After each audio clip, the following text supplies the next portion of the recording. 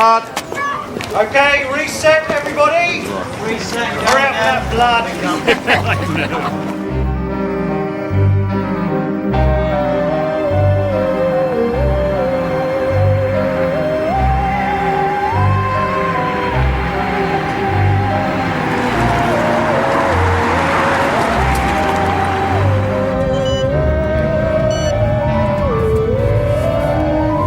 I've got something interesting, sir.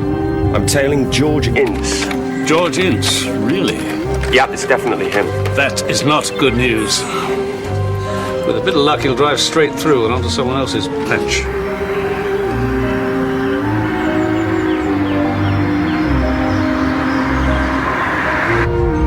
And he's heading towards Midsomer Magnum. By then, Jones, it falls to us to protect the wealthier citizens of Midsomer from Mr. Ince's thieving ways.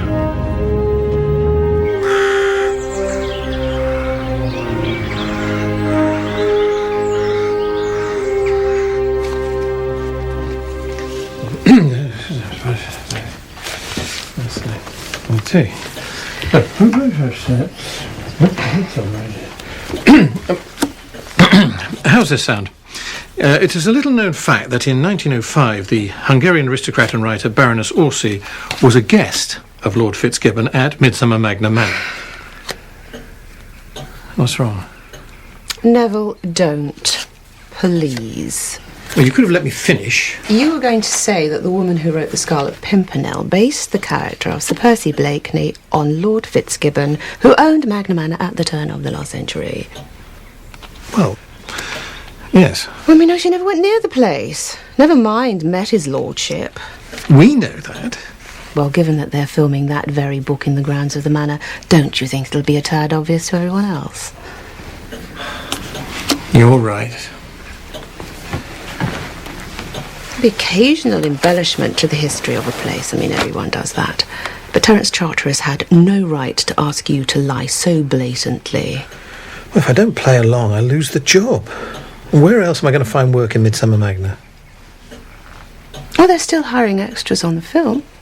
We could have a dip back into the business, for old time's sake. You obviously don't know who's directing this film. Who? Nick Cheney.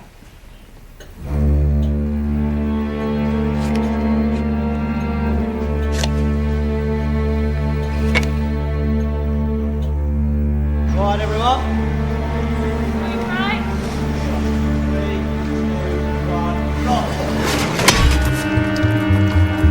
Got it. 82, take one. And action.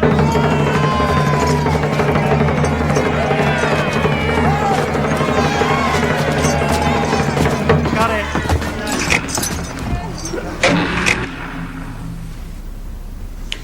Nick, these execution scenes. I know. Enough blood to flow in an abattoir. I'll have a word with special effects, get them to tone it down a bit. Good grief, no, don't do that. If anything, we need more blood. Buckets of the stuff. Know your audience. It's not as if you're directing an art house movie, is it?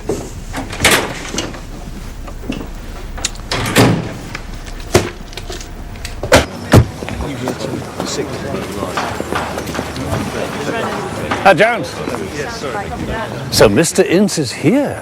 They're opening the place to the public, sir. Apparently, it's got historic connections with the French Revolution. Yeah, doing a film, aren't they? The Scarlet Pimpernel.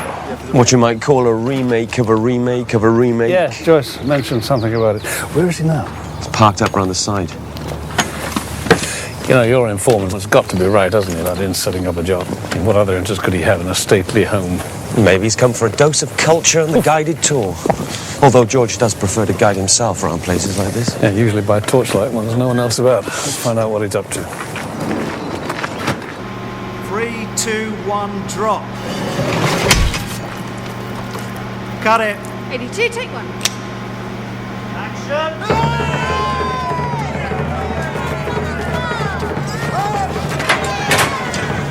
Something else not right about that scene. Enlighten me. Not enough peasants. You want me to reshoot? Oh, God, no. No, but for future scenes, you're going to need more crones and hags. Crones and hags. Well, I'll see what I can conjure up. Don't make hard work of it, Nick. An area like this must be overrun with yokels and inbreds. Why don't you try the local old folks' home? They'll come cheap.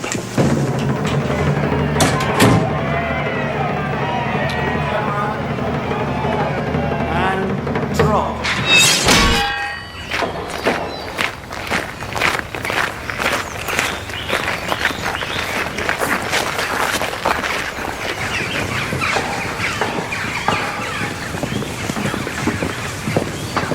There he is. Look who he's with. Jed Norris. Talk about thick as thieves, eh? Well, leave it. You'll get nothing from him. A word with Mr. Norris might prove more useful. Well, I can see exactly why you're going for this heritage scan. You have to use that word.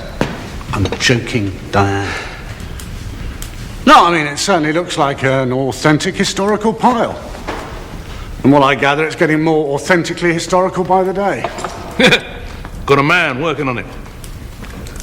Local historian. Historian? No, you don't need one of them. Tip into hands, Christian Andersen. He was good with fairy tales.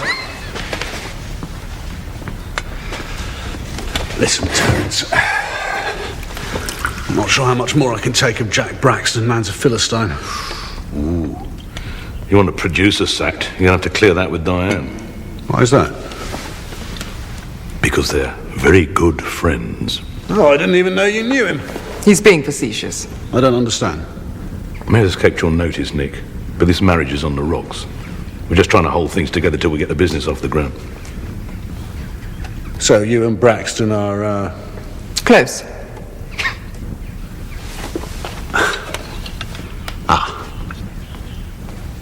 Well, even so, he's a hatchet man, known for it. He's the producer. Money men have to be like that. Yeah, well, we want this film to look as good as possible, don't we? I mean, don't we? Look, Nick, I know you see this as a chance to get your career back on track. But to us, it's just business. Okay? Right, well, thanks for putting me in the picture. I'm going to get back to set. Actors to execute. I'll see you both tomorrow night. Keep up the good work.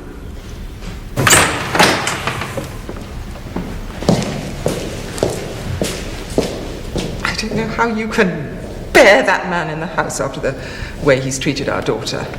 How do you think Leonie feels about this? Diane, there's family and there's business. Right now, the family business is in trouble. We need Nick Cheney. So Leonie's just going to have to lump it, all right?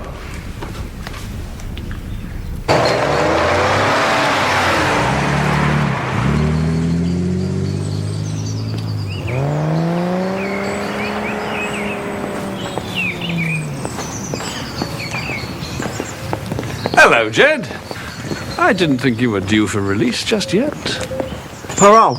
Good behaviour. Ah, well, congratulations. Yeah, I think they needed the cell space. I'm telling you.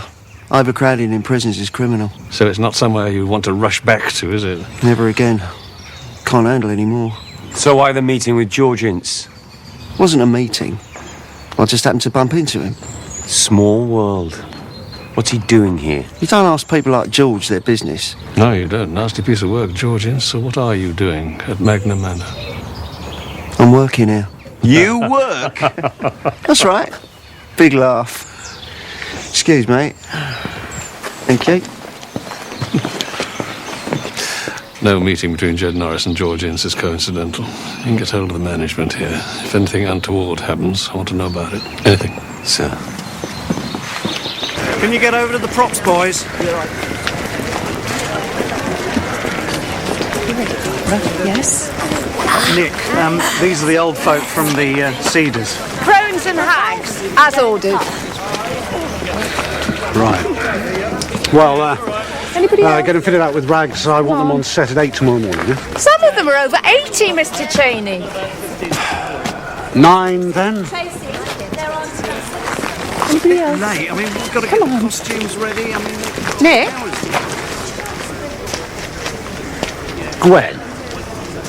Gwen Morrison. You do remember me? Always, but Well, it must be, what, 17 years? No, not that long, surely. Well, I've lived in this village for 15 of them, ever since Ted died. Ted died? So you're on your own then? No, I live with Neville. You remember Neville? Of course. Neville. Might have known he'd still be around. Listen, darling, I really can't talk now, but we'll catch you later, all right? Gwen Morrison.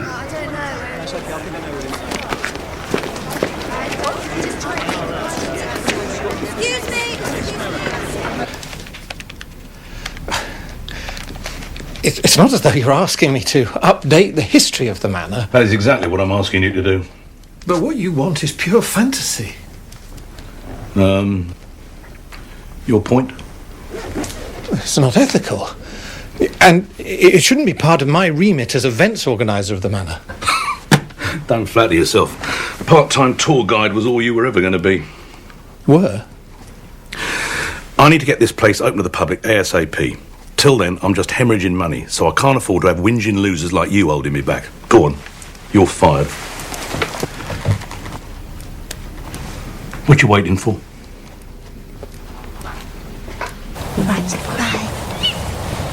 How come you're at Gwyn? It was a bit chaotic today. Oh, sounds exciting. It was. We were up at the Cedars on charity shop business when someone came round from the film unit to recruit the old folk as extras. They need more crones and hags. Crones? Actually use those terms. Not that any of us minded. Most of us are thrilled to bits to be in the Scarlet Pimpernel. Us? Well, Gwen and I volunteered to be chaperones, so we thought we might as well be extras too. Following in your daughter's footsteps. Oh, hello, Neville. Jones. Sir, report of a prowler at Magnum Manor. Think it could be Ince?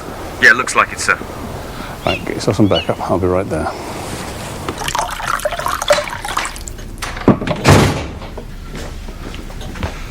Well, I challenged him, and he fired me. A week before the place is due to open to the public. I picked up on what's happening. Terence Charteris may live in a manor house, but he's a barrow boy out of his depth. He's overstretched himself and he's about to go under. I don't think he could afford to pay me. Well, no great loss, if you ask me. I mean, why not sign up as an extra?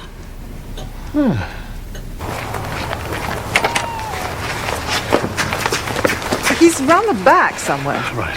Jones, off you go. I have to tell you, he's the man we think he is. He has a history of violence. Your husband, he's not out there looking for him, is he? My husband's gone out for the evening. Oh.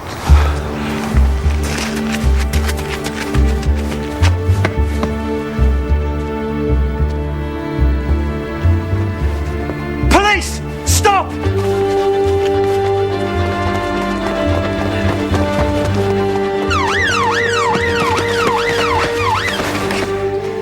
Gotcha.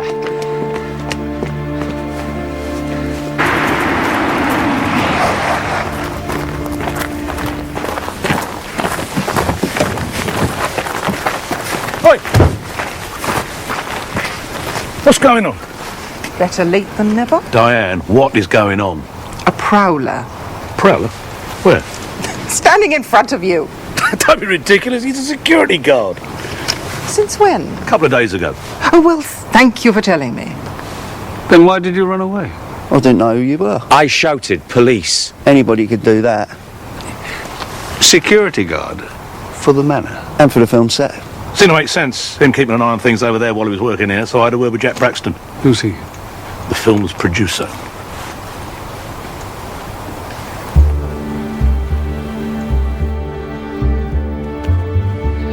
Jed Norris, a security guard. Talk about putting the fox in charge of the hen house. Our friend Ince must be involved in this. That producer needs to know what he's taken on. Okay. Where's your mum?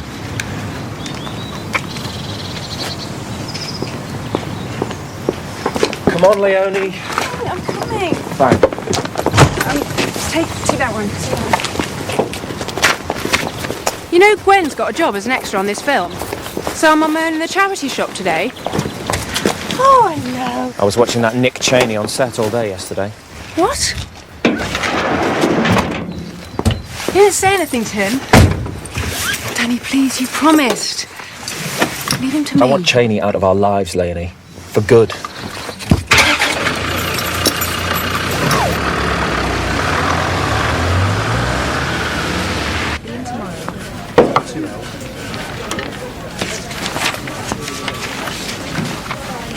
Sir, 5 years ago when Ince was on remand, he and Norris were briefly in Caulston jail together. They're old acquaintances. And Mr. Norris has just conned his way into a security job. Pull him in for questioning, sir. Jed's not really in the same league as Ince, is he? Just cut him a bit of slack. Keep an eye on him. I mean, George Ince is the man we really want. And if Jed Norris can lead us to him, well, that'll be a result. Come on, Gwen. We'll get the old folk fired if I don't get them to the set on time.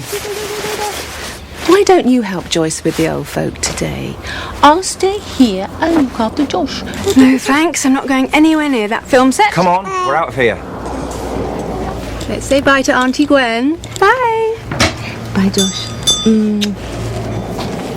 Hi, Leonie. Bye. Right. Right. Right, mind your back. Out of the way, please. Thank you.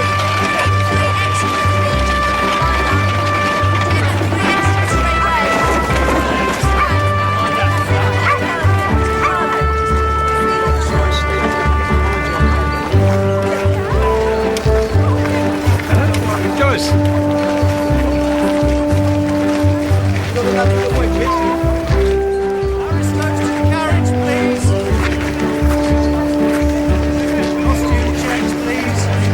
So, you say this guy Norris has got form? Just a bit. What do you recommend?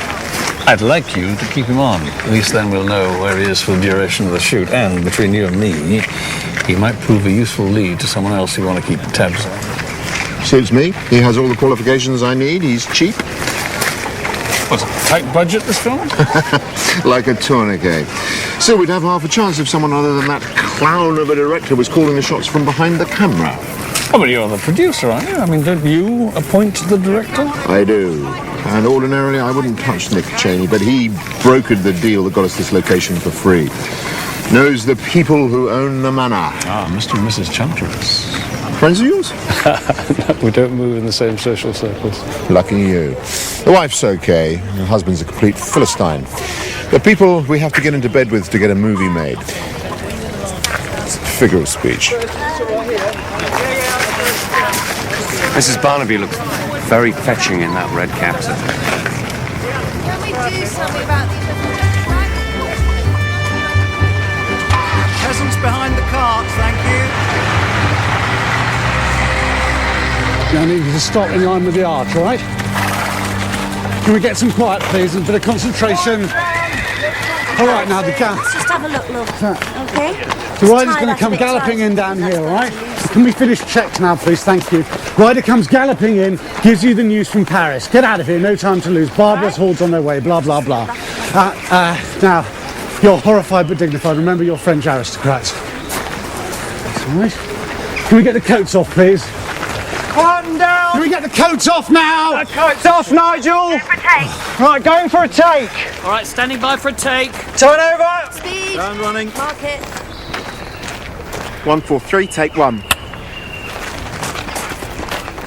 Background action! And action!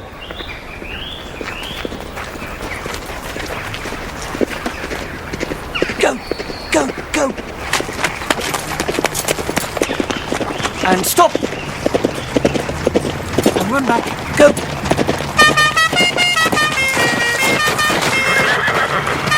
the hell's that? Cut!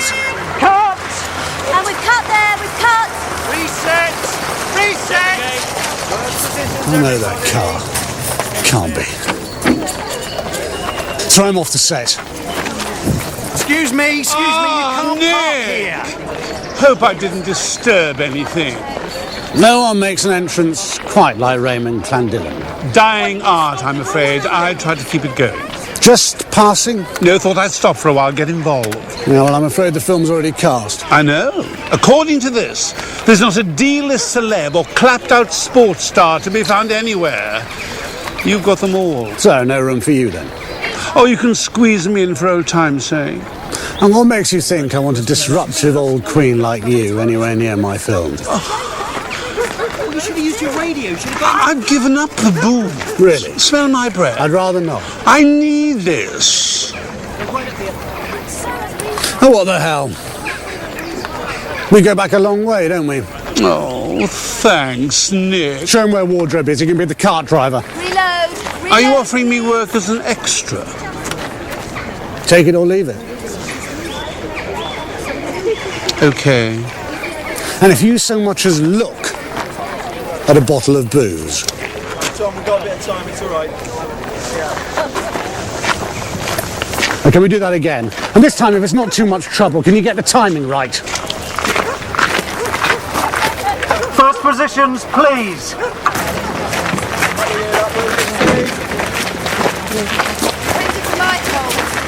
Raymond!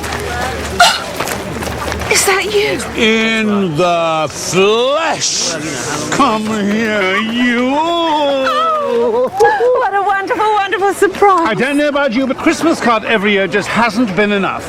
I wanted to see what you look like after 17 years. Well, you haven't changed. When? Oh, all right.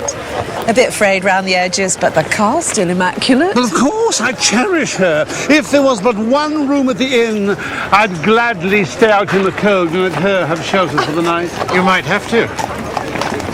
Hello, Raymond. Neville. The Magna Hotel's full to bursting. I take it you are staying. I am. I saw that they were shooting this film in your neck of the woods and thought it would be the ideal opportunity to catch up with you. I didn't realise we'd all be working on it. You've got a part? Well, sort of. Mustache, have to get changed.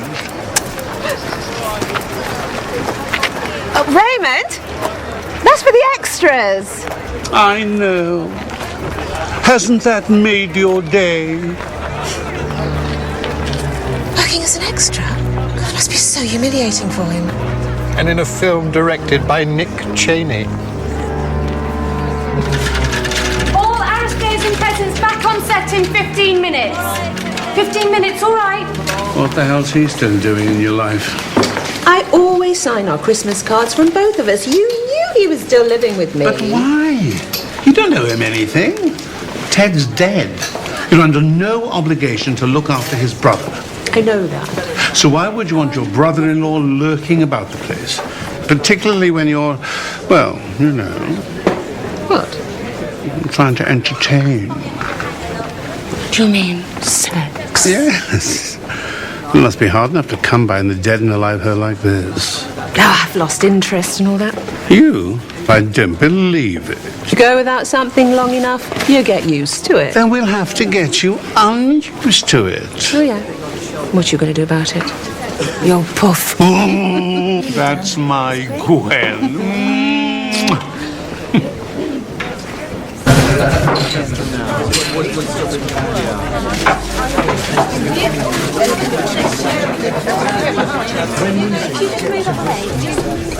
Yes. First scene. Yes, then the second scene. Look as though you need that. Well, I know how Sisyphus felt. Is that a medical complaint? Character in Greek mythology. Had to push a boulder up a hill. Couldn't relax or it would roll back and crush him. I'll keep him coming then. No, I've got to go to the manor. Dinner with the producer. Oh, you're likely to be late. I'm not. Why? Well, I'll wait up. We can sink a few then. Good man. Well, I'll drink to that. Oh, I was just saying. Drink later on when you get back from dinner. Oh, I thought you meant just the two of us. Oh, Very nice of you to include me. Don't worry, Nick. I've got other plans. I'm sure you have.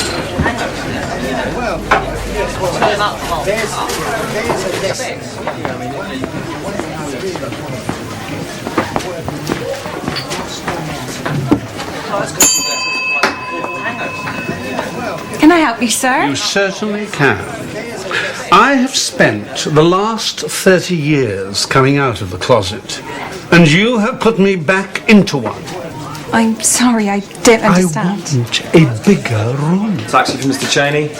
Through there, to the left, Peasant's Bar. I'll check on the computer.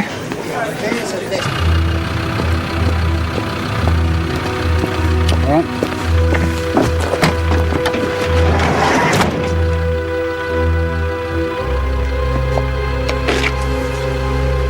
Have you ridden with this guy before? No, why? Well, from the look he was giving you, I assumed you'd forgotten to tip him. Oh, no, my darling. Leave it, please. With me or Danny? Well, does it have to be either of you? Just now. He's got to be confronted. So, I was thinking as an added attraction for the great unwashed, we might open the place to the public while you're still filming. Come on, I can't have the public roaming around while I'm trying to work. Well, then get your arse into gear. Remember, you're a jobbing director, not Fellini. We can't afford to finance your fantasies. Leonie. Ah, your gorgeous daughter. Leonie, please. This is a business meeting. It's neither the time nor the place. It's always about what you want, isn't it? Must never jeopardise the deal. Diane, see our daughter out, will you? I'm sorry. You seem to have mistaken me for one of the hired help. Besides, I don't think she's ready to go yet. Oh, I am.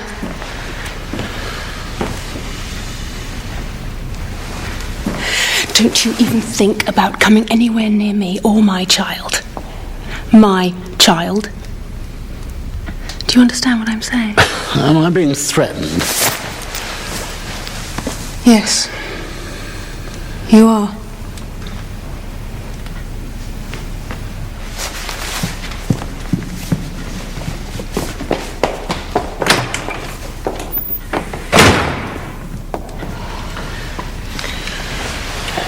Seem to have lost my appetite. Yeah, well, I'll come with you.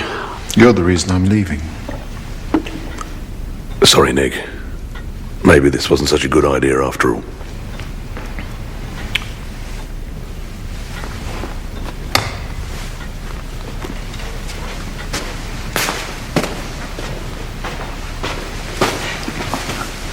Hands off my grandson, Nick, or I'll see you dead.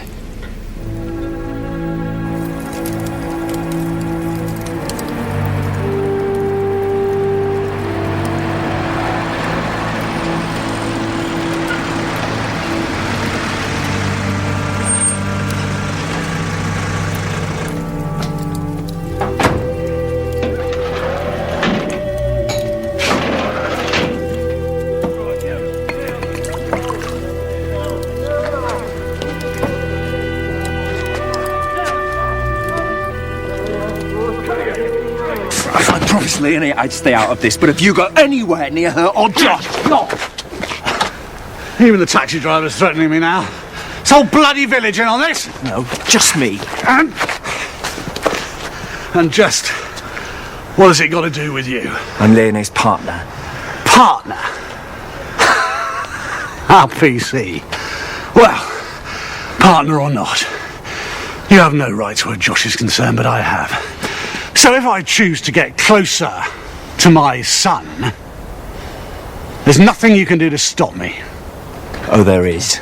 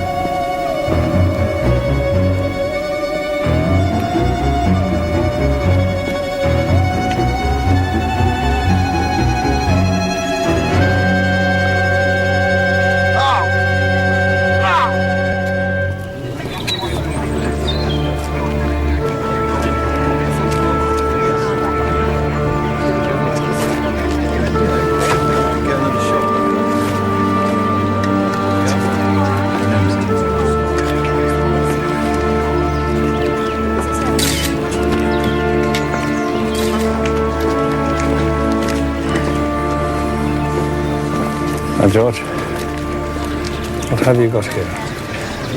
Dead 5 or 6 hours, cause of death, head separated from the body. Now that's where we benefit from having an expert on the job. That's enough from you. Nick Cheney, film's director. You know? I saw him yesterday when he was in One Piece. Well, we don't have to look far for the murder weapon. If it was murder. What do you mean? There's no sign of a struggle. And only Mr. Cheney and Mr. Braxton held keys to the safety lock. Think it was suicide? Except there's no sign of his key. Who found him? The security guard. Jed Norris. I spoke to him. Mr. Cheney. He came looking for me. What for? Wanted me to get lost for an hour. I have to say, I didn't expect to see him again last night. Again? Yeah, he'd been to dinner at the manor. Big bust-up. I could hear them arguing from outside. The looks they were giving him when he left. Who? Mr. and Mrs. Charteris, their daughter, Mr. Braxton, even the cab driver. Was he alone on the set when you saw him? Oh, yeah. That's what made it all a bit creepy. In what way? Well, he was so drunk he was barely conscious. So someone drove him there? I never heard him arrive. I mean, car, dead at night, you'd hear it. But I didn't. Here, listen. Could I have a strong coffee? This place is giving me the creeps. Turning sensitive in your old age, Jed? Oh, yeah. Yeah, that's right. Don't worry about me. I'm only the one who found the head in the basket. Did you find it? You know I did. Or did you put it there? No. I'm not having that. I mean, I might have a bit of form, but I'm not a violent man. Check my record. We know your record, Jed. What about George Ince? Ince was nowhere near this place last night. As far as I know. All right, Jed. Go get yourself that coffee. Thanks.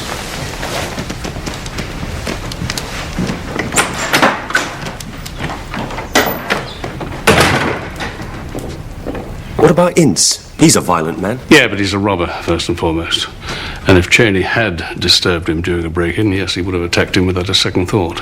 But he wouldn't have had to chop his head off. You know, Jones, under the circumstances, this is not an ideal interview room.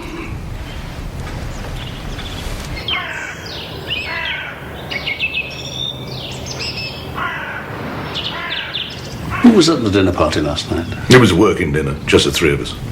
The three of you? Me, Nick and Jack Braxton. Mrs. Charteris, you weren't there. No, it was a business meeting. Although she did make an entrance later with our charming daughter. Leonie turned up unexpectedly. She left early. After doing her best to ruin the evening. Why would she want to do that? Because she's my daughter. And do you have children, Chief Inspector? How can you even ask that? Do you know, you and Nick Cheney are two of a kind. What's that supposed to mean? You're both lousy fathers. Jones. Oh, steady on, Sergeant. That's a high-quality piece of furniture you're knocking about there. Priceless, in fact. Sorry, it's the wrong number. I understand you're planning to open the manor as a heritage site, sir. That's right. Turns out the whole place is groaning with history. Priceless, eh? Yeah, well, not literally, but pretty close. Certainly irreplaceable. Mr. Charteris, did Braxton and Cheney leave together? No, they left separately. They don't have much time for one another. And what state was Mr. Cheney in when he left?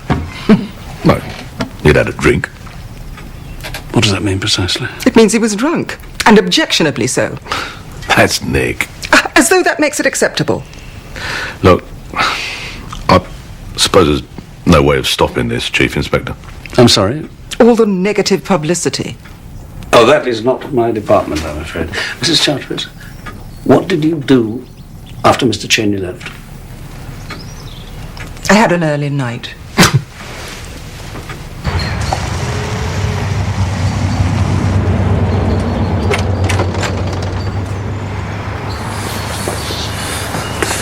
Jones, what was all that about the furniture? We are investigating a suspicious death, and you're going on about a flaming cupboard. Because it was a fake. How do you know? My granddad was a cabinet maker. He was a what? He was a master cabinet maker. So he'd know all about dodgy cupboards, would he? All I'm saying is that cupboard was far from irreplaceable.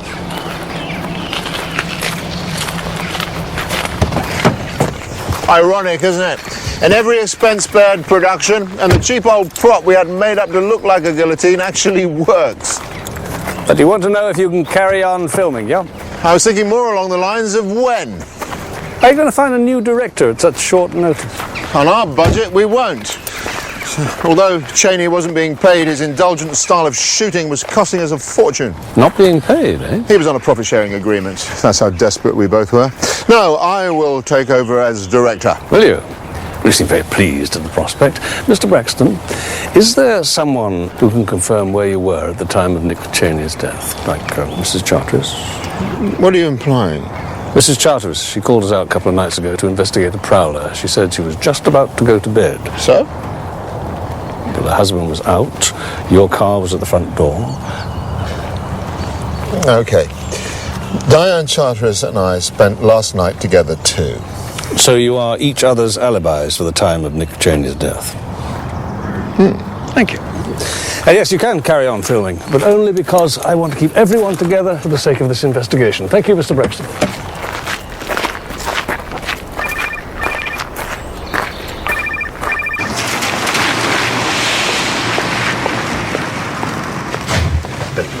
Ready?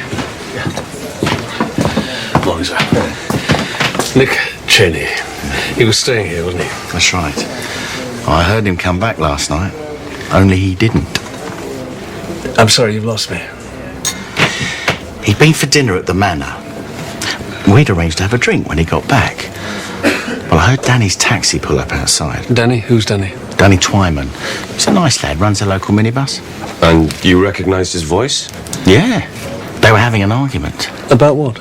I couldn't hear. Didn't last long, though. Danny drove off, and I was expecting Cheney to come into the hotel, but he didn't. What do you think happened to him? We know what happened. I'm trying to work out why.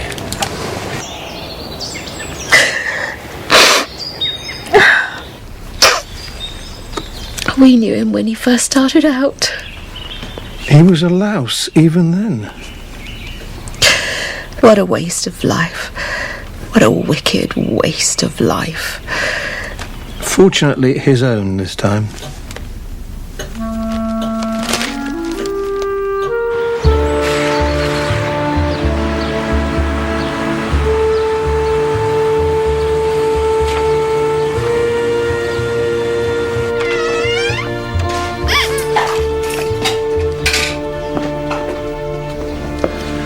Nick Cheney, where did you drop him off last night? Outside the Midsomer Magna Hotel. We have a witness who heard raised voices. We had a row over the fare. Asked if I took credit cards, as if. So you didn't drive him to the film set? No way. He'd already had one ride for free. See anyone else while you were picking up, dropping off around the manor? Only Jed Norris hanging around the grounds. How long have you known Miss Charteris? We were students together on a drama course in London. Before she was pregnant? I'm not Josh's dad, if that's what you're asking. I'd like to be. That's why I followed her back to Midsomer Magna, to help her make the break. A break from what? Her dad. Lets her live here rent-free, but he's a control freak. Is that what she argued with him about last night? Or had she gone there to confront Nick Cheney? Well, she didn't like the man. Well, neither does her mother. Is that because Nick Cheney is the father of Leonie's child? Yes. Yes, he was. So they were in a relationship? He came to our college as a visiting lecturer. The only relationship they had was the sort that happens after a 50p a pint night in a student bar. Come and give your Auntie Gwen a big cuddle. Ben, you really ought to go home. I can manage here. Are you sure? Because I really do feel dreadful. It's fine, really. Good morning. Tom. Gwen. Charteris? You've come to see me. Yes we have. I'm Detective Chief Inspector Barnaby, and this is Detective Sergeant Jones from Causton CID. Miss Charteris, I understand that you were at a dinner with Mr. Nick Cheney last night, and you had an argument. Blazing row would be more accurate. Look, Danny's phoned me. Has he? Then he will have told you that we know that Nick Cheney was Josh's father. Are you okay? No, I'm all right. Please. No, I'm fine. I'm fine. Gwen was just about to go home, actually. Nick's death has really upset her. Miss Charteris, can we... Oh, yes, of course. How did your parents react when you became pregnant? Oh, my dad had a top man lined up in Harley Street. Which you obviously resisted. You bet. And where was Mr. Cheney in all of this? Making the arrangements. How did you know? That's the sort of thing Nick would have done. Of course, you knew him, didn't you? So your parents were aware that Cheney was Josh's father? Oh, yeah. What bugs me is how easily Dad dismisses what Nick did to me. It may not have been rape, but he took advantage. And did he acknowledge that he was the father of your child? Barely. And that suited me fine. Until he arrived here and started talking about getting to know Josh. He could have been winding me up. But I wasn't taking any chances. By luring him to the guillotine and chopping his head off. Do I look like a murderer?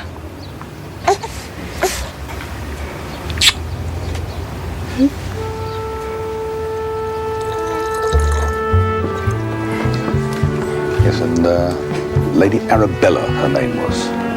Fine-looking woman. Yes. Distinct likeness, if I may say so. Why not, sir? No, you're asking about this. Apparently, is the only chalk farm. Mr. Charteris, I got a couple of questions for you.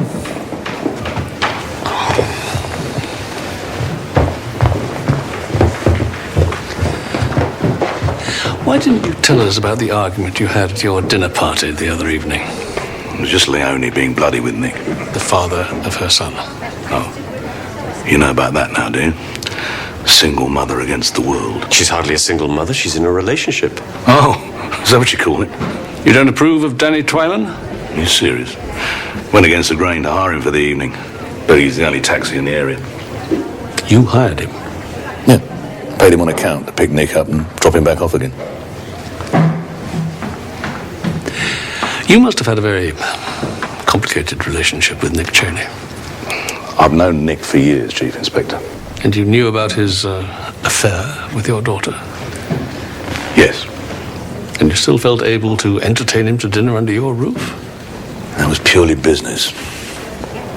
And you weren't in favour of Nick Cheney being involved in your grandson's life? I'd have made sure it didn't happen. How would you have done that? Not by killing him, Chief Inspector. But I would have stopped him.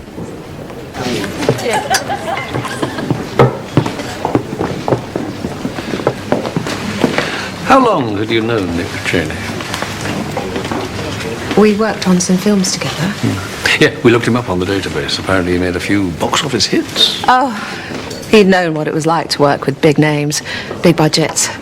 I suppose you can understand him becoming a bit resentful in later life. Gwen, stop defending the man. Nobody ever liked him. That's not true. We worked with lots of other directors besides Nick. I mean, in the business we were known as the Four Musketeers. Me, Neville, Raymond and Ted. Ted? My late husband. Neville's brother. He died just before we moved to Midsomer Magna. No children? Does that question have any relevance? Well, I won't know until you answer it, Gwen. No. No children. Background artist for scene 53, back on set now, please. Gwen? Yes, off you go, thank you.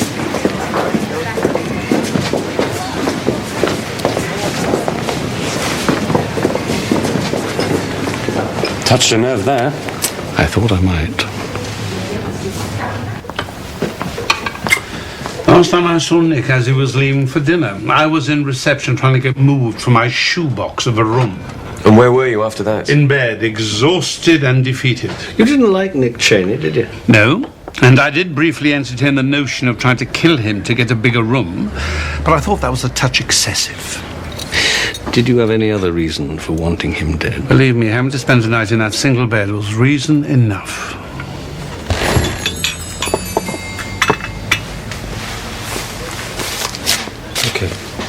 Keep the change.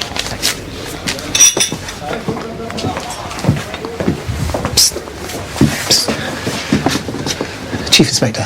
Yes? I've been waiting to speak to you. Why don't you come through to the bar? Could hardly do that. It was Raymond Clandillon I wanted to tell you about. You do know they hated one another? Him and Nick Cheney? Well, he didn't put it as strongly as that. And I bet he didn't tell you why. Nick Cheney sacked him from a film they were working on. So he had a reason. But Cheney didn't leave it at that. Bad-mouthed him all around the industry. Tipped Raymond's career into free fall. Did he? Well, thank you. Thank you for that. Just thought you'd like to know. Yes, thank you. Right, going for a take. Standing by for a take. Turn over. Speed. Sound running. Mark it. 168, take 7. Stand by. And action.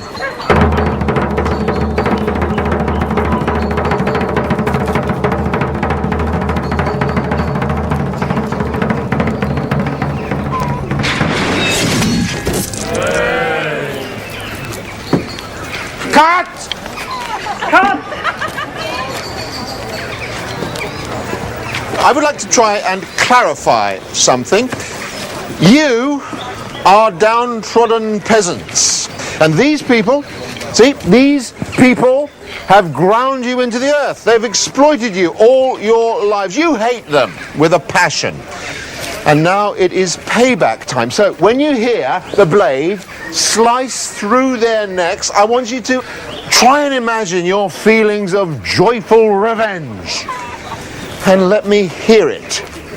Right?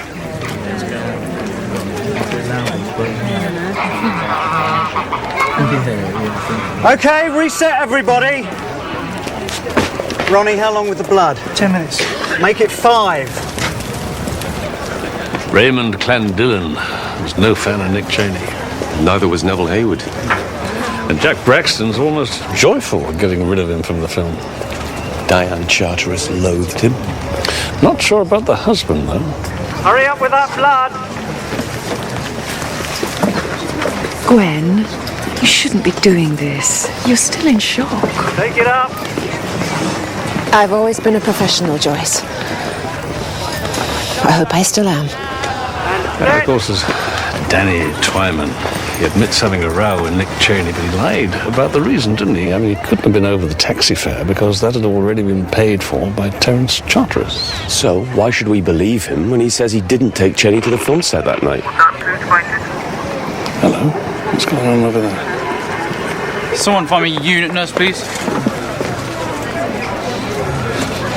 It's not booze. Neville! It's worth checking, given his track record. Raymond! What's going on? How are you feeling? I'm fine now. You sure? High blood pressure. Happens from time to time. Tell me something. Why are you prepared to work as an extra? Well, got to do something to pay the bills. No, I mean in this particular film with a director who did his best to ruin your career. Look, Cheney only helped me on my way. I was already well down that slope. So you didn't bear him a grudge? Of course I did. That's exactly why I wanted to get on this film. You came to kill him? I came to gloat. Sorry, I'm not following that one. Look, I may be just an extra in a rubbish movie, but Nick was actually directing it. And for him, that was a living death.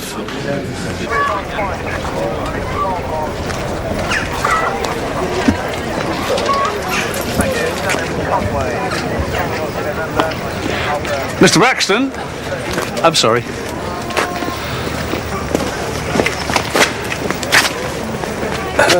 The head won't actually be underneath the blade when it falls, will it? No. Let me show you. Can you demonstrate the blade safety?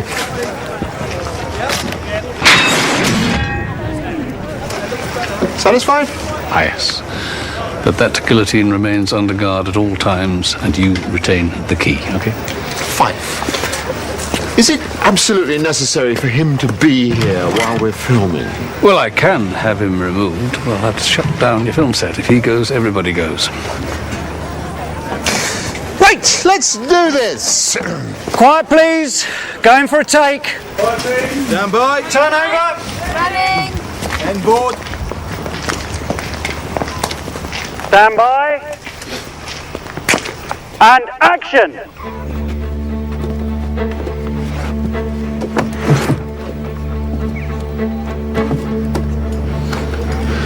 Takes some guts to put your head where Cheney lost his. There's more to Gwen Morrison than meets the eye. Let's hope it stays that way. Right, everyone.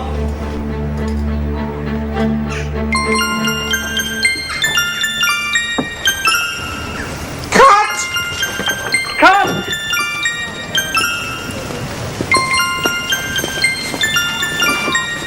Whose mobile is that?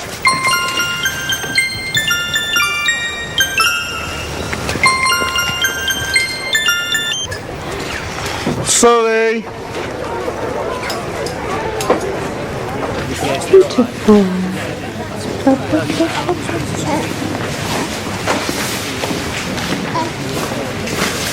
Feeling better?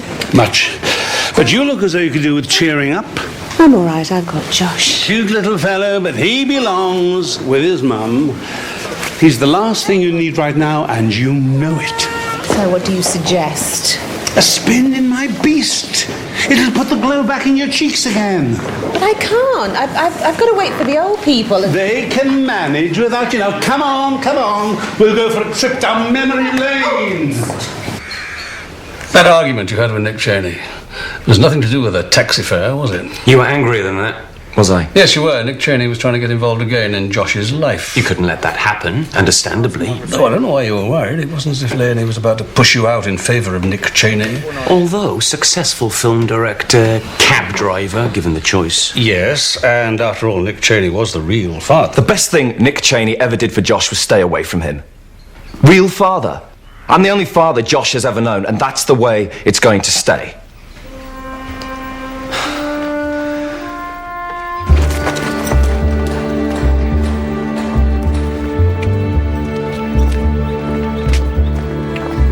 That's Ince. With Charteris. Yeah, I doubt they're talking rare antiques. Remember this? You and Ted in the back, me at the wheel, and Neville chewing his nails down to his elbow. You did drive a bit recklessly. With gay abandon. Reckless abandon. Happy days. Then why the tears? You know why. When it's over. A long time ago.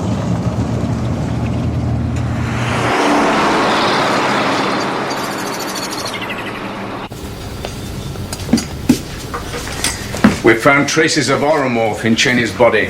What's oromorph? Morphine-based, colourless. It's a control drug issued on prescription, usually to terminal cancer patients to ease their pain. Any sign of cancer in Cheney? None at all. So what is the significance of this? Combined with alcohol, and there was plenty of that in his system, oromorph would have caused Cheney to pass out. So the likelihood is that Cheney was unconscious before the blade fell. I'd have thought so. Which tells us that someone else was involved, and that this is now a murder investigation.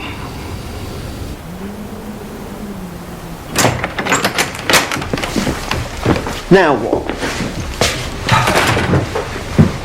Sit yourself down, Jed. I want you to know why you're employed here as a security guard. It's obvious. This place is stacked out with valuable stuff. Some of the pictures alone are worth millions. Who told you that? Charteris or Ince?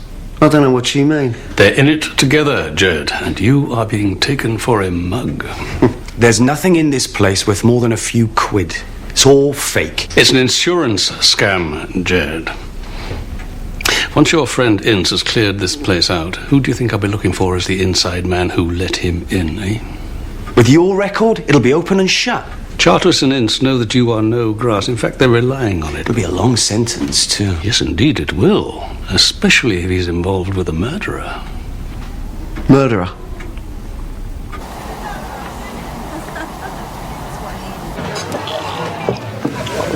I needed that. You've hurt those gentlemen. Careful, careful, careful. Here comes the constabulary. Being a bit loud, were we? No, of course we weren't. May we join you? Yeah. Thank you. You're looking in better spirits. We were remembering one of Nick's films that we all worked on together. That's me, Neville, Raymond, and there's Ted. Oh, thank you. Oh, the Four Musketeers. It was a long time ago. Well, I can tell that by the togas you're all wearing. That was on the set of The Cross and the Sword, a biblical epic.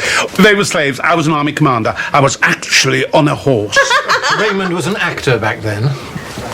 Proper parts. I was, yes. You can look me up in Who's This of Show Business.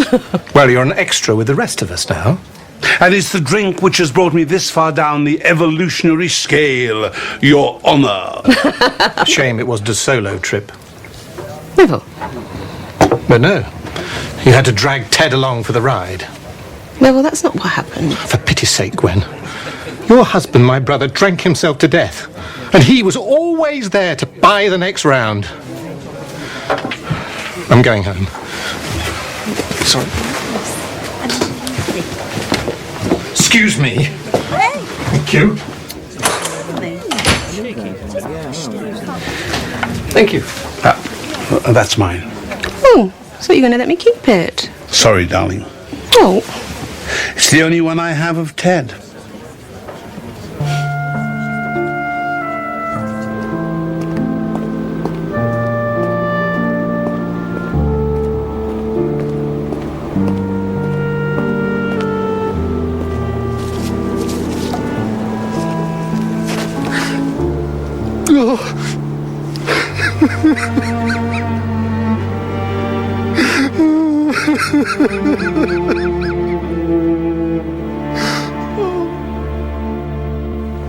You wish once more to see me a lovesick supplicant at your feet, so that you can have the pleasure of kicking me aside like a troublesome lapdog. It's not working. It's only a run-through. He's doing his best. He's too wooden. He is supposed to be wooden. He's a stiff-assed aristocrat who can't express his true feelings. My husband. A man who loves me with a passion underneath all that. But he can't bring himself to tell you that is the whole point of the scene.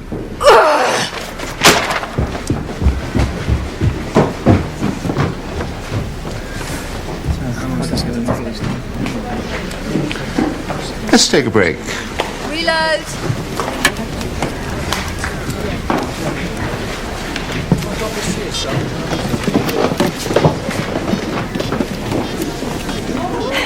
Neville Hayward really resents the time Clandillon spent drinking with his brother Ted, doesn't he? Yeah, but Gwen didn't seem bothered by it, did she? And Ted is Gwen's husband. So maybe Neville was jealous. Maybe he fancied Clandillon and requited love and all that.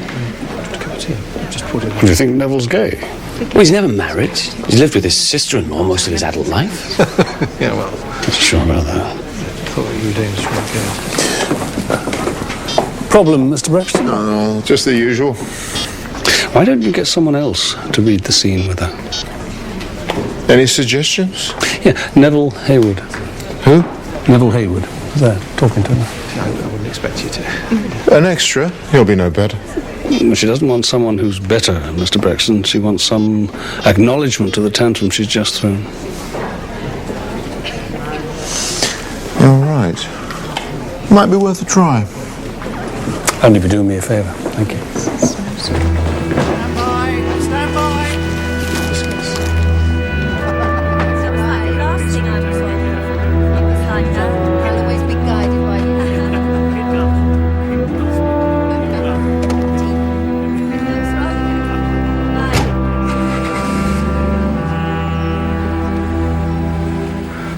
Right, we're getting there. Let's go once more from the top of the scene. Action. You required my presence, madam. I assume that it was not with a view to indulging in tender reminiscences. Why not? The present is not so glorious, but that I should wish to dwell a little in the past. Is it possible that love can die? Good.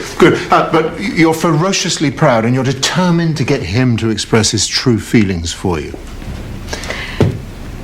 I thought the passion you felt for me would outlast the span of human life.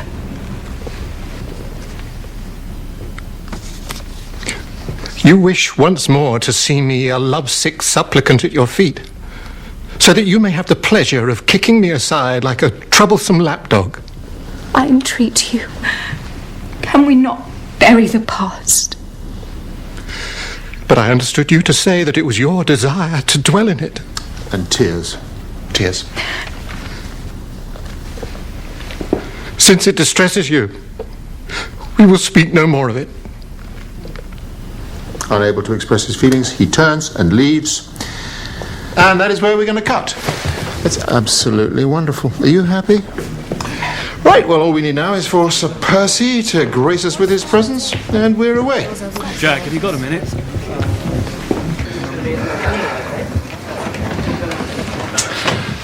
Neville! That was very good, very good. And very revealing. What do you mean? Gwen Morrison's interest in children, why did she never have any children of her own? It's a touchy subject. They were desperate to have a family. Her and my brother, Ted. But they never did. Oh, well, they tried. 3 miscarriages Gwen suffered. And what effect did that have on Ted? He was devastated. Turned to drink. Slow suicide. With Raymond Clandillon for company. When Ted died, I did what I could for Gwen. But I can never forgive Raymond. That was good of you, though, wasn't it? You know, to stay around and pick up the pieces. I did it for my brother. Almost taking his place. Up to a point? Oh, yes, of course, up to a point. It's not as though you and Gwen were husband and wife.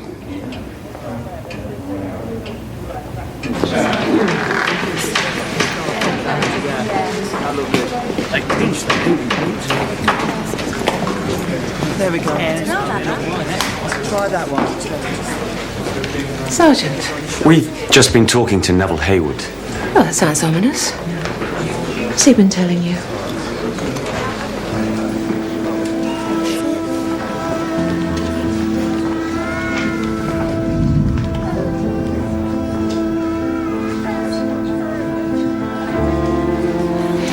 Gwen, I was very interested in your attitude towards children.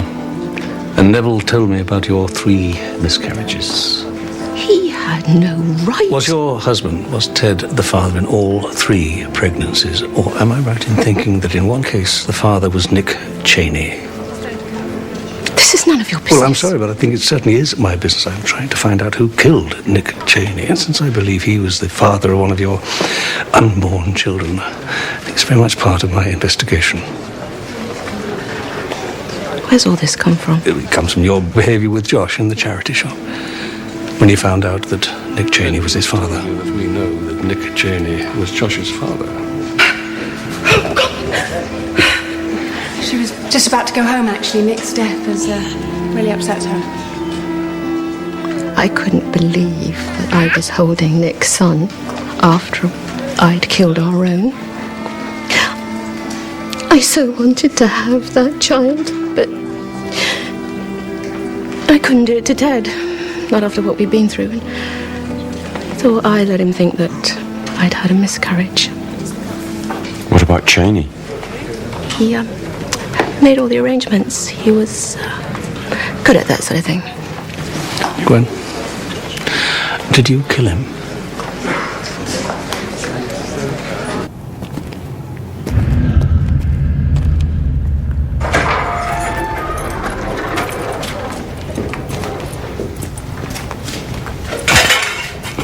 They seek him here. They seek him there. And now I've found him. What the hell are you doing? I thought somewhere private. Somewhere suitably murky for a grubby little revelation. Are you raving? I know your secret. You're mad. And you do have a secret, don't you? I know. Because I have it. Right here. You killed Ted. No. Your own brother. Just because he was married to Gwen. Is that what it was with Cheney? Was he too close to her for your liking? Leave the village? Why? You can see the way Barnaby's thinking. That we're in this together. But we've exacted some kind of revenge on Nick Cheney. And why would you think that? Because he knows Cheney wrecked your life. So trust me, please. We have to leave this village if we want to be together. We are together. You know what I mean? Neville, I don't want to talk about this. No. I'm not allowed to mention the way I really feel. Talk about that love that dare not speak its name. Now you're being histrionic. You can give yourself to a callous bastard like Nick Cheney. Stop it! Where did I go wrong? I made the mistake of actually caring for you instead of treating you the way every other man in your life did, except Ted. How many times did you expect him to look the other way? He never knew. In our business? Impossible. You must have known you were destroying him. But you kept on playing the part. Poor Gwen. She was so in love with Ted. Must have been to put up with that brother of his all these years. I know why you put up with me. And it's never going to happen. And if you can no longer accept that, then you better leave. Now. Tom, you got 5?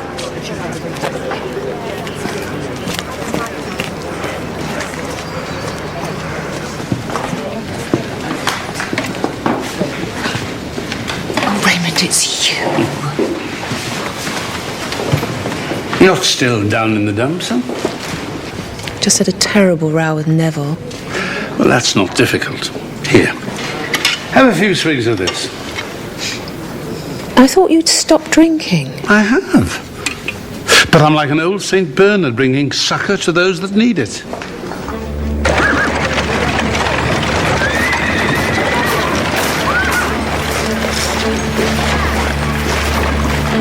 So, you'll be on up till 2 o'clock and then chocolate.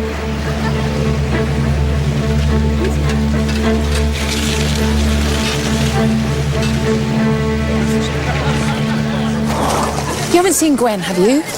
Well, not for a while. She wasn't feeling too good earlier on.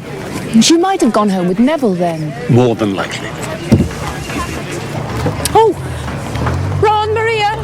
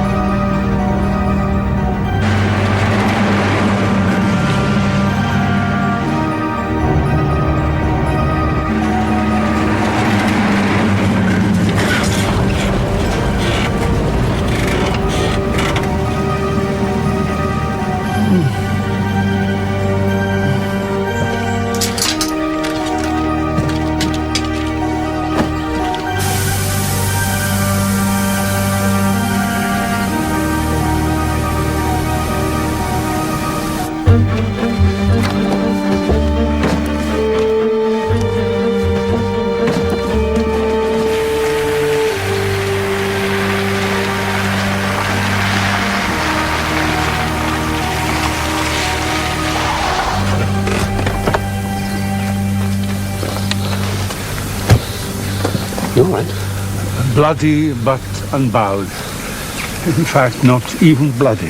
What happened? Oh, at one of my turns, came off the road. Still feeling a bit groggy. Right. I'll call for help. Thanks. Mine's in the car. Where are you going? I forgot to turn the engine off. No, wait a minute. You wait there. I'll do that.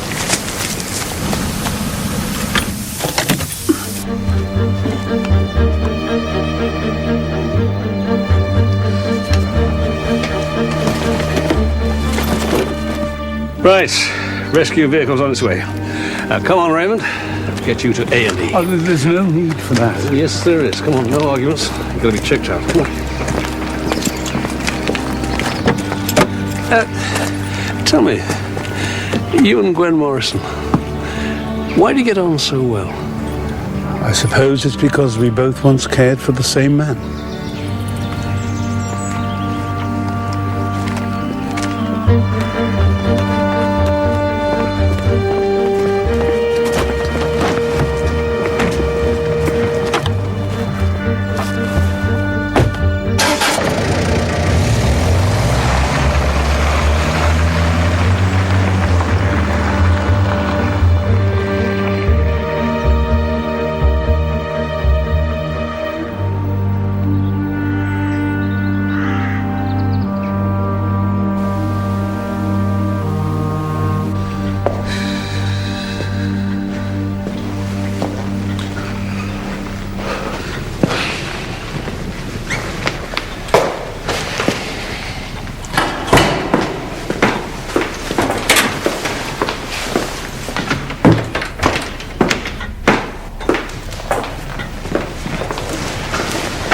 I thought you were supposed to be going out at 8.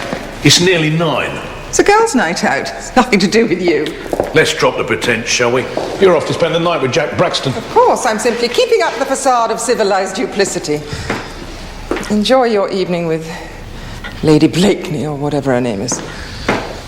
Diane, just because I use Cheney for my business, don't think that made me despise him any the less. Or myself for having anything to do with him. Why are you telling me this?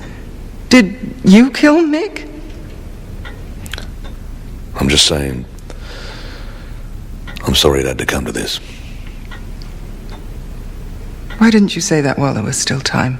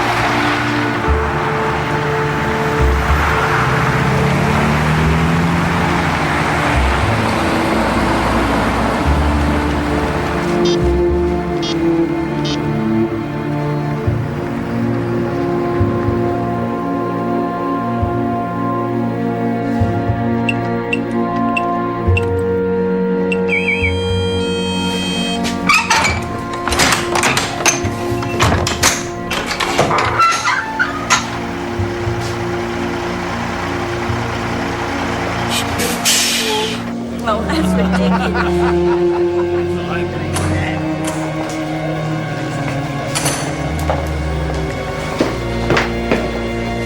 Terence. Oh. At the risk of sounding a little corny, a beautiful rose for a beautiful lady. Oh, you shouldn't have.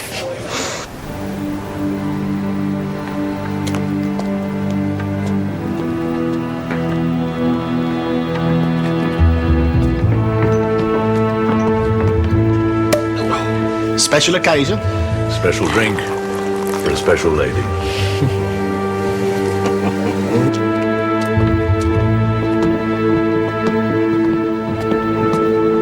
Okay, don't move! Right, it's enough, Vince! Cuff him! Yeah. I mean, I love the idea, but does it have to be the 60s? I mean, it makes it much more expensive. I know, but we've got it down to about $3 million at the moment. We've got a production company in Maryland who's... Oh, Chief Inspector. There's been an attempted robbery up at the manor. Terry. Attempted? Yes, sir, attempted. Fortunately, we caught them in the act. You don't seem very pleased, sir.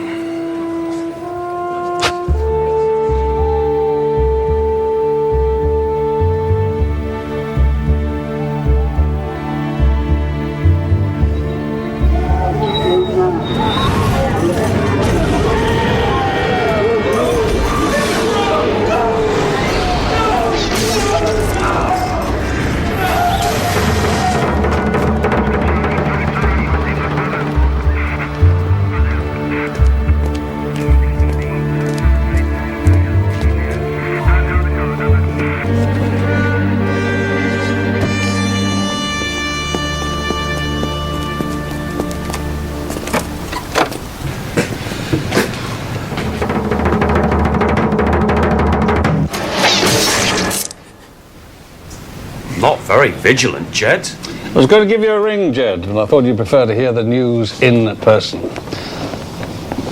All rounded up. Didn't have to use the thumbscrews on Mr. Ince. He's already given us Charteris's name. And yours. Just as well he decided to change sides, eh? So a big thank you. By the way, somebody tried to break into the prop store earlier, but we didn't find anyone. We? Me and your PC. Guarding the guillotine. Catch them up! Shooting a torch.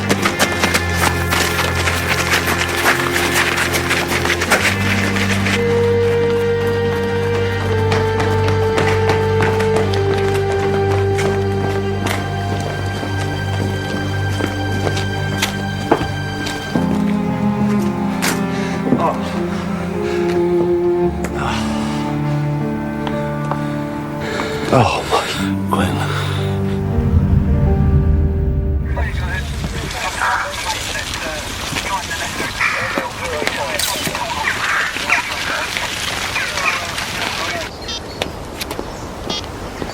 There's no sign of Neville and his car's missing. We put out an APB.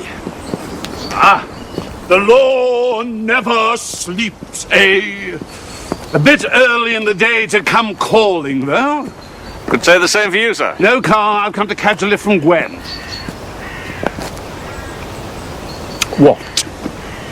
Gwen Morrison won't be going to work today. Full name, that sounded official. Gwen's body was found at the guillotine in the early hours of this morning. Body? She's been beheaded.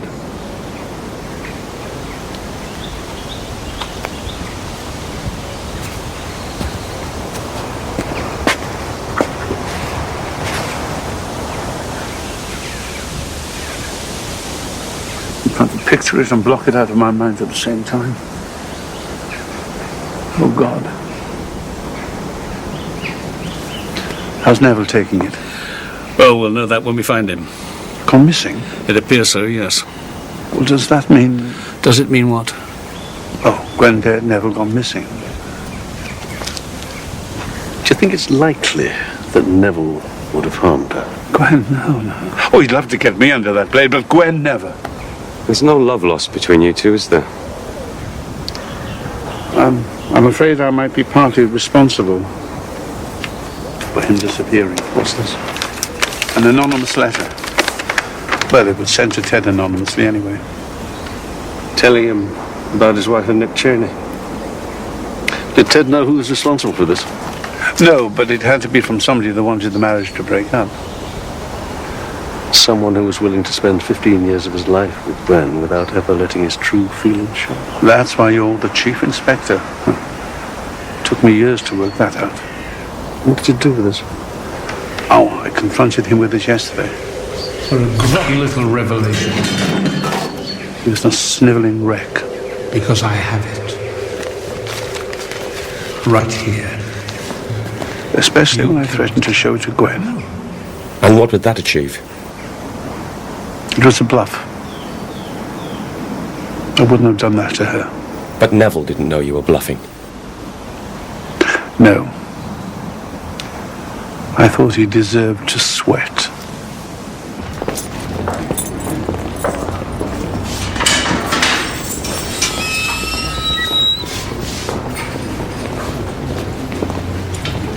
You know, Raymond, if Neville felt that strongly about Gwen, it must have been hard for him, just living with her as a friend. Torture. But you'd be surprised how little someone will settle for when they're in love. Mr. Braxton, you know why I'm here. You're closing us down. That is correct. Before you make the announcement, may I just say a few words? Make it brief. Ladies and gentlemen, could I have your attention, please? Quiet, please. We're going for a take. Quiet, please. Quiet, please. Yeah. Thank you. I just wanted to say a few words about Gwen. Most of us knew her in some capacity or other. The people of the village remember a compassionate and caring woman. The more venerable among us in the acting profession knew that side of her too. But we also remember a performer who was game for anything. Who can forget the leather bikini, the whip, and the stuffed swan? The lovely leader.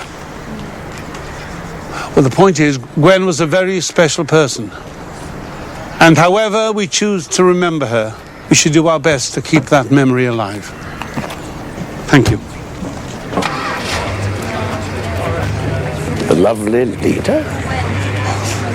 There was a side to Gwen that you knew nothing about in Midsomer Magna.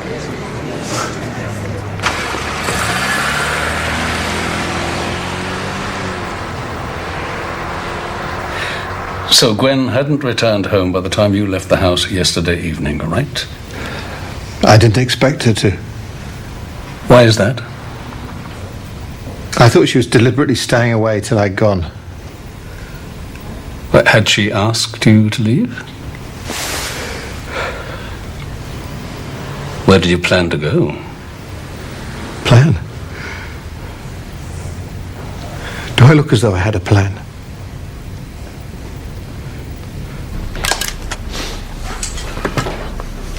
Yeah, everything points to Neville Hayward, sir. Except for the fact that we picked him up in a 24-hour diner, and the staff tell us he'd been sitting there since yesterday evening. All during the time Gwen Morrison was guillotined. So we let him go? Yes, well, we've got no choice, have we? Tell her not to leave the house without notifying us. T.S. Jones. Yeah, take Neville Hayward home, please. Thanks.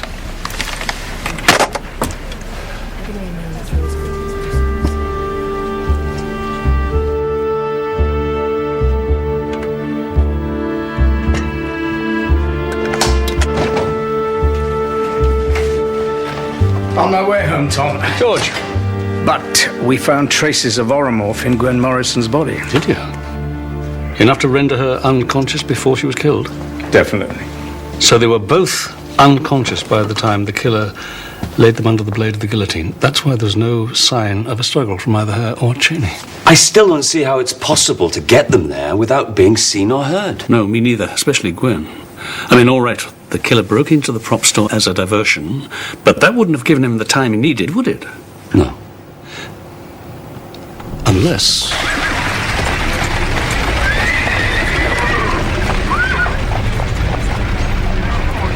Unless the body was already at the guillotine. The cart full of headless dummies. Sir?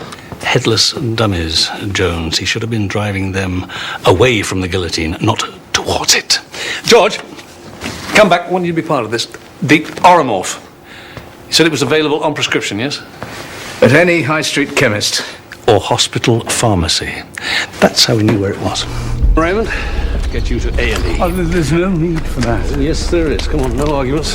When I was driving Clandillon to the hospital that time, there were roadworks, there were diversions, but he knew the way round them, because he'd been there before. Is he suffering from terminal cancer? Any way of confirming that, George? A post-mortem? Well, use your clout with the hospital. Not in my remit. Thank you, George. Thank you.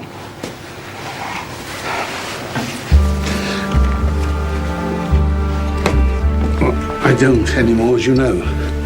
But I thought you might like a little pick-me-up.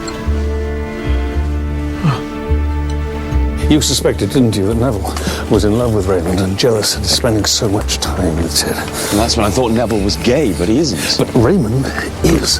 What if, during the many hours he spent consoling Ted in the various pubs and bars, Raymond fell in love with him? Without Ted realizing. And when Ted died of the booze and a broken heart caused by Gwen and Cheney, then Raymond would have been devastated and very angry. But why wait 15 years to take your revenge? He's dying. He's got nothing left to lose. He's settling old scores. And his car.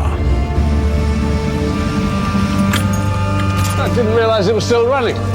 His engine was still running, but I couldn't hear it. That explains why Freddie Greenaway didn't hear a second car engine outside the hotel the night of Cheney's murder, doesn't it? Clandillon took Cheney to the film set in his car. If he was in love with Ted, he'd have a reason to kill Cheney and Gwen. And Neville Hayward for sending Ted that letter.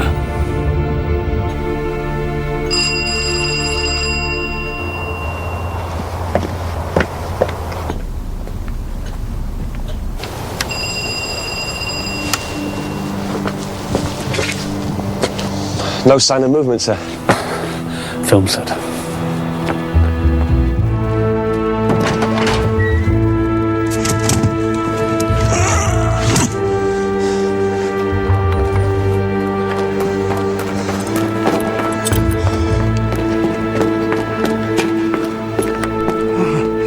Chief Inspector, I must applaud your sense of the dramatic.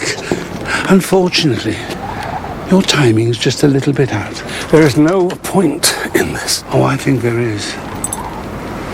I'm not prepared to let the people responsible for Ted's death go unpunished. But you've already done what you set out to do, haven't you? You came to Midsomer to catch up with Nick Cheney, and you've done that. And having Gwen here made it so much easier to lure him to his fate. You waited outside the hotel for him to get back from his dinner at the manor. And you knew he'd be drunk, didn't you? And then what? I suppose you told him that Gwen wanted to see him? Well, given the history between them, I knew he'd be curious. Top quality malt. I knew it. I knew you were still drinking. Suppose you know this means you're fired. Finish it off! The whiskey was spiked with oromorph. You have been doing your homework. And then what? Suppose you parked a little way away from the film set, then advised Cheney to get rid of the security guard so that his meeting with Gwen wouldn't be seen. It's as though you were there. You're dying, Raymond. Why would you be bothered about being caught? Well, I wasn't. And there was still Gwen and Neville to be taken care of. Raymond, Cheney, I can understand. Neville, yes, maybe, but Gwen? I mean, why Gwen? Surely Gwen was the chief victim. Victim? Gwen was a more than willing partner in their squalid little affair. So in your eyes, she was as guilty as Cheney? More so. Raymond, it's you. I bided my time. Gave her a few swigs from my hip flask, specially prepared.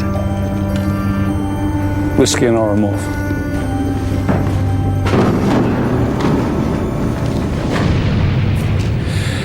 You know, Raymond, you are doing him great favor.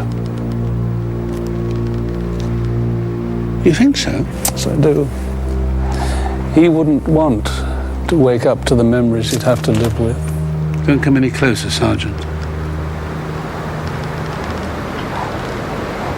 A rather squalid attempt at reverse psychology, Chief Inspector.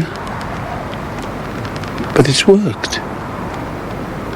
He'd much prefer oblivion to a living hell. Here. You want this? No, not really. Had that lock changed. I wanted to see what you'd do. And I made the noble gesture. Appropriate, really. The Scarlet Pimpernel. It's a far, far better thing I do. That's a tale of two cities. Is it? It's typical of my life. I'm in someone else's story again.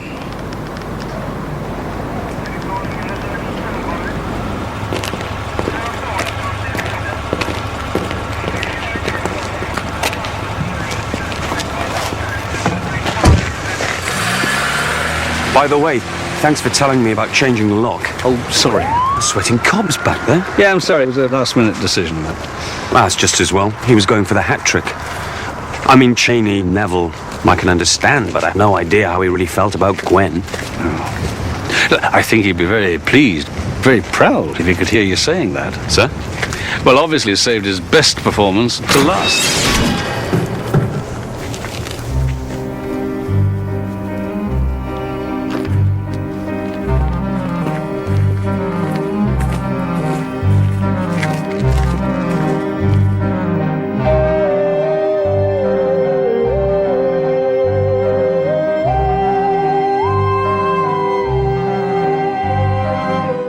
On Friday, there are more suspicious deaths to solve when links are made between money laundering and human trafficking in the action-packed thriller Proof, 8:30 Friday night on ABC.